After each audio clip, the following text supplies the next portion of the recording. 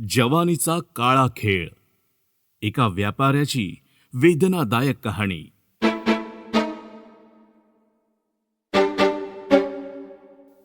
छत्तीसगडची राजधानी रायपूर.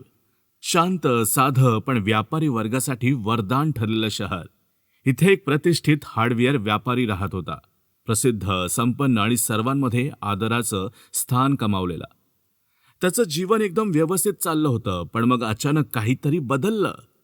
त्याचा चेहरा उदास दिसायला लागला, व्यवसाय अडचणीत गेला आणि त्याच्या घरी एक विचित्र शांतता पसरली होती. कुणालाही समजत नव्हतं की असं काय घडलं होतं, ज्यामुळे शहरातील हा प्रथितयश व्यापारी अक्षरशः कोलमडून गेला होता. ही कहाणी सुरू होते सोशल मीडियावरून. आजकालच्या युगात सोशल मीडिया केवळ मनोरंजनासाठी राहिलेला नाहीये. तो व्यवसाय, नाती आणि प्रतिष्ठा जोडण्याचं एक प्रभावी साधन बनलेलं आहे.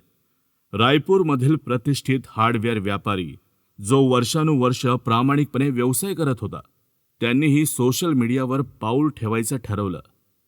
हा आता त्यांचा उद्देश होता आपल्या व्यवसायाची ओळख आणखी लोकांपर्यंत पोहोचवणं, ग्राहकांशी संवाद साधणं आणि आधुनिक जगाशी स्वतःला जोडून घेणं. त्यासाठी त्यांनी फेसबुक अकाउंट उघडलं, जिथे ते वेळोवेळी आपल्या व्यवसायाशी संबंधित पोस्ट टाकत असत. कधी हार्डवेअरच्या नवीन प्रकारांची माहिती, तर कधी ग्राहकांसाठी सवलतींबाबत घोषणा. ते स्वतःसोबत आधुनिक जगाच्या स्पर्धेत राहण्यासाठी तयार झाले होते.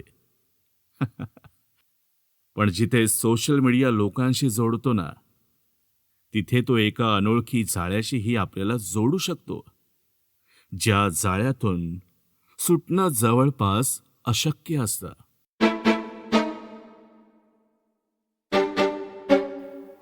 रायपूरच्या हार्डवेअर व्यापाऱ्याच्या जीवनात एक शांत संध्याकाळ होती. ऑफिसमधून थकल्यानंतर त्याने रोजच्या सवयीप्रमाणे सोशल मीडियावर नजर टाकली आणि अचानक त्याच्या डोळ्यांसमोर एक फ्रेंड रिक्वेस्ट चमकली. प्रोफाईल फोटो पाहून त्याच्या भुवया उंचावल्या. एका तरुण, हसऱ्या चेहऱ्याच्या मुलीचा तो फोटो होता. तिचं नाव होतं ललिता. ललिता? कोण आहे ही? व्यापारी स्वतःशीच विचार करत प्रोफाईल उघडतो. तिचे फोटो एकामागून एक बघत ती त्याला मोहक आणि तिच्या प्रत्येक फोटोखाली शेकडो लाईक्स आहेत हे पाहून प्रोफाईल तपासताना त्याला कळलं की ती मेडिकलची विद्यार्थिनी आहे. ही माझ्याकडे का आली असेल? मी तर तिच्या वयाचं नाही. मग मला का रिक्वेस्ट पाठवली हिने? तो मनात विचार करत होता, पण तिच्या प्रोफाईलमधलं सौंदर्य आणि साधेपणा पाहून त्याला काहीसं आकर्षण वाटलं. काही मिनिटे विचार केल्यानंतर त्याने तिची फ्रेंड रिक्वेस्ट स्वीकारली आणि त्याच रात्री व्यापाऱ्याच्या मोबाईलवर एक नोटिफिकेशन आलं. फेसबुकवर एका अनोळखी मुलीचा मेसेज होता. थँक्यू सर, माझी फ्रेंड रिक्वेस्ट स्वीकारल्याबद्दल. मी तुमचं प्रोफाईल पाहिलं. तुम्ही खूपच प्रेरणादायी वाटलात मला. व्यापारी थोडासा गोंधळला. माझं प्रोफाईल? त्यात काय खास आहे? व्यापाऱ्याने उत्तर दिलं. असं काय म्हणताय सर? तुमचं काम किती छान आहे. तुम्ही स्वतःचं नाव निर्माण केलंय. हे सगळं काही सोपं नाहीये सर. व्यापाऱ्याला तिच्या बोलण्याचं अप्रूप वाटलं. साधा प्रशंसेचा एक मेसेज, पण त्याचं मन भारावून गेलं. ही मुलगी किती प्रामाणिक आणि साधी वाटते ना? आणि त्याने मनाशी विचार सुरू केला. त्या रात्री फक्त काही वाक्य आदान प्रदान झाली, पण पुढच्या दिवसापासून त्यांच्या गप्पा रोजच्याच झाल्या. सर, तुमचं काम किती दिवसांपासून सुरू आहे? म्हणजे तुम्ही कधीपासून हा व्यवसाय करताय? गेल्या 20 वर्षांपासून. हा आधी आता लहान व्यवसाय सुरू केला होता, पण कष्ट आणि थोड्या संधीने मी ह्या व्यवसायाला मोठं बनवलं. व्यापारी म्हणाला. वाव, किती छान. मी कधी तुमच्यासारखं काही करू शकेन का? मला कळतच नाहीये. हे बघा, तुमचं ध्येय असेल आणि मेहनत करण्याची तयारी असेल ना, तर तुम्हीही करू शकता. सगळं काही शक्य आहे. हो, thank you sir. By the way sir, तुमचं शहर खूप सुंदर आहे. मला रायपूर खूप आवडतं. हो, रायपूर तर खरंच छान आहे. पण तुम्ही कधी इथे भेट दिली आहे का? हो, एकदा ना मी आले होते, पण जास्त वेळ राहता नाही आलं मला रायपूरमध्ये. गप्पा अगदी साध्या होत्या, पण त्या व्यापाऱ्याच्या जीवनात एक नवीन उत्साह घेऊन आल्या होत्या. एका रात्री गप्पांच्या ओघात ललिताने तिच्या आयुष्याबद्दल सांगायला सुरुवात केली. सर, मला ना डॉक्टर व्हायचंय, पण सध्या खूप संघर्ष चालू आहे हो माझ्या आयुष्यात. हे बघा ललिता, संघर्ष तर आयुष्याचा भाग आहे, पण मेहनतीला पर्याय नाही. मला माहिती आहे, तुम्ही नक्की यशस्वी व्हाल. Thank you so much sir. तुमचं बोलणं ऐकून ना खूप छान वाटतं मला. सर, एक विचारू का? हो, विचारा ना. तुम्ही स्वतःसाठी वेळ देता का?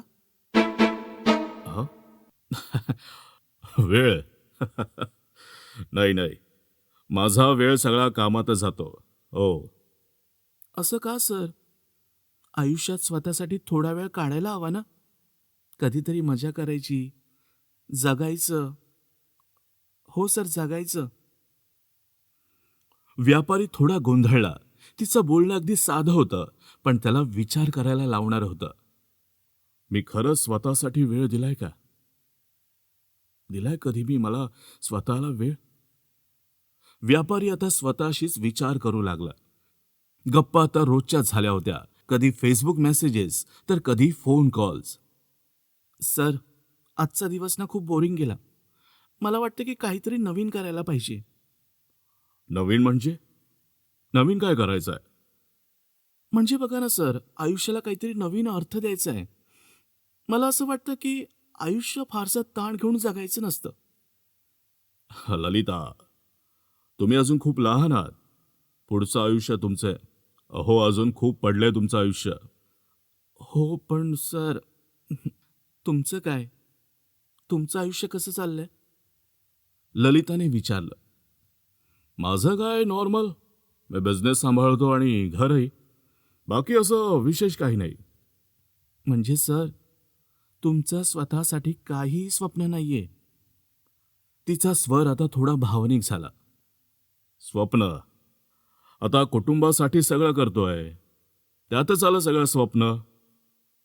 नाही सर, तुमच्यासारख्या माणसाला स्वतःसाठीही जगायला हवं.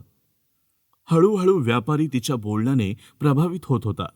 तिच्या प्रत्येक शब्दात त्याला एक खास आकर्षण वाटायचं. गेल्या काही दिवसांपासून व्यापारी त्याच्या रोजच्या कामात अजिबात लक्ष देत नव्हता. तो सतत ललिताबद्दल विचार करत असायचा. ललिता किती साधी आहे. तिचं स्वप्न, तिचं जीवन, सगळं किती सुंदर आहे. पण ह्या साधेपणाने एक जाळं विणलं जात होतं आणि याची त्याला अजिबात कल्पना नव्हती.